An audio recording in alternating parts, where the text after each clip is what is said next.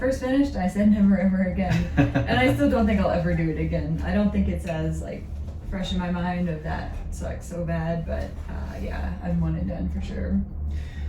I'm still on the fence. I'm not really sure if it's a one and done for me.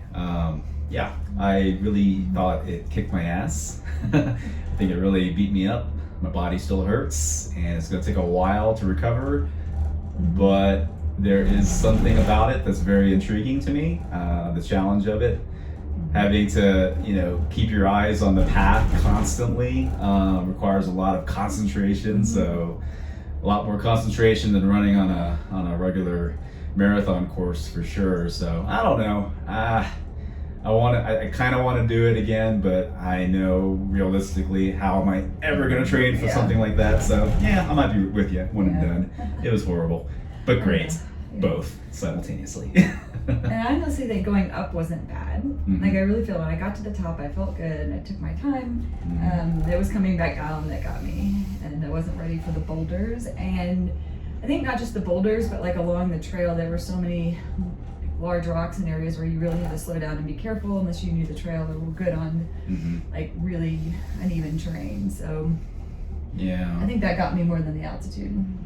Yeah, so, the terrain was something else. Yeah, definitely. Yeah, I think it's safe to say that the terrain surprised both of us. We weren't quite ready for it to be that technical and that varied. I don't know, and I think gear was a big problem with, at least for me. My shoes were just problematic from pretty much from the very beginning. So yeah, lots of things about this course that was really challenging.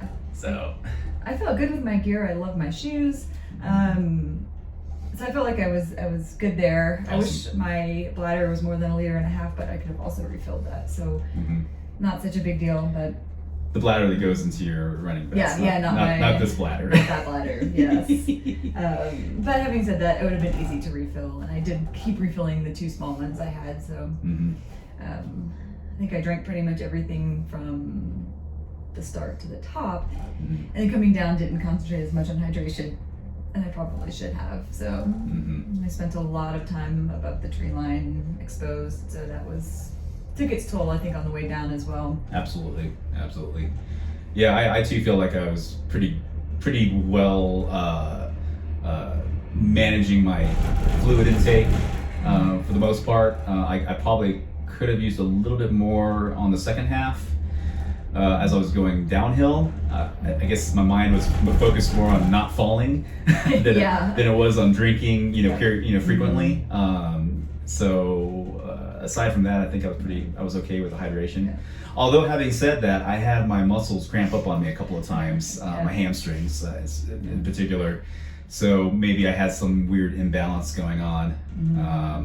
Plus my muscles not being happy with me that caused some problems in the second half. But and then nutrition-wise, how do you think you did with nutrition? I think I did great. I actually nothing cramped up, nothing like I didn't even have a twinge of anything cramping up.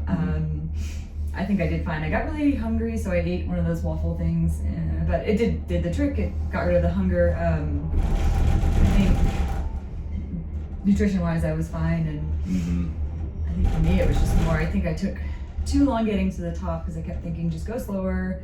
You'll not regret going slower, and it ended up taking 6 hours to get to the top. So anytime like runners were behind me, I would just pull off and stand there and kind of relax and take a break. And in reality, I probably should have just kept going. And I probably could have easily made it to the top in at least half an hour quicker without any extra effort.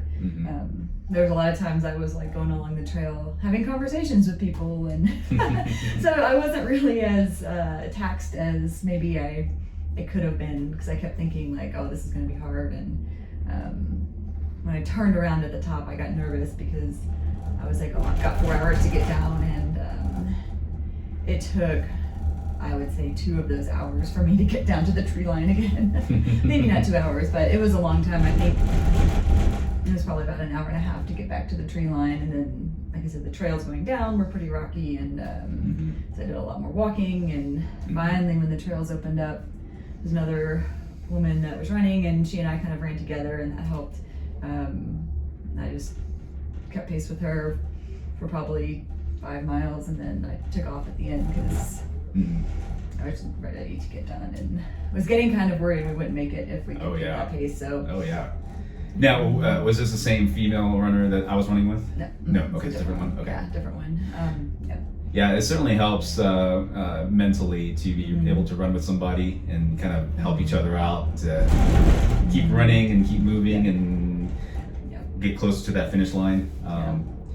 Yeah, that was a big help for sure. And then this, all the runners on this course, and I don't know if this is particular to trail running, but all the runners were just so supportive and encouraging. And the times when I had my issues with my muscles cramping up, they would check on me and say, "You okay, man? You all right? Is there anything I can get for you?"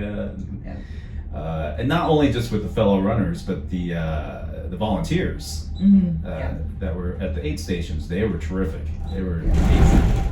So just all around, as far as the camaraderie and all the people that were there in the race, it was great. And it helped take the mind off of the pain of actually running this thing.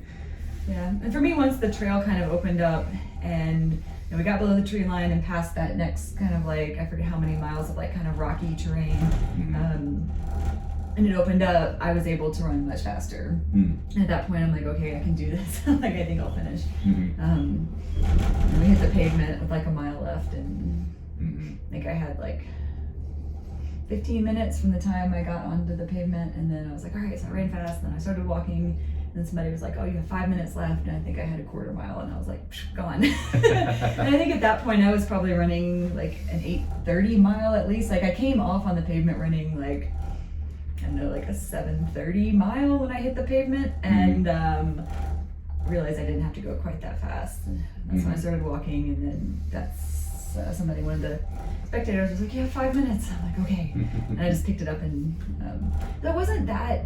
I was beat up because I was sore, but I wasn't. In so many other ways, I was completely fresh, and so it was really weird. And I trusted my legs on the concrete because there weren't anything to worry about stepping on. So other than being sore, I wasn't. I don't know, at my limit in some ways. I was at my technical limit in my ability to run trails for sure, but I don't think I was at my physical limit, if that makes sense. Yep, it does. And so it does. And that's why I don't want to do this again. We just don't, I don't know, train enough. And if it were like a normal trail, I would say we'll do it again. And even just like some rocks and roots I'm fine with, but these were like, big things where you had to really worry about foot placement, and that was even like below the tree line. It was bad. So. Yeah. Monday night, I couldn't even roll over. I hurt so bad. My back hurt so bad, and I couldn't even get out of bed. And we were in bad shape. And I was pretty dehydrated, and it was not good. But the next night, after the massage and my lower back work done, and I could finally like roll over in bed. Yeah, getting a massage was a brilliant idea. My lower back was what surprised me the most. I mean, I know it hurts.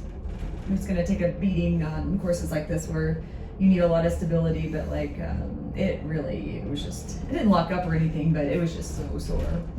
That and all my little stabilizing muscles hurt really bad. So every time we'd step on something uneven, I was like, oh, stabilizing muscles. We'll catch you later.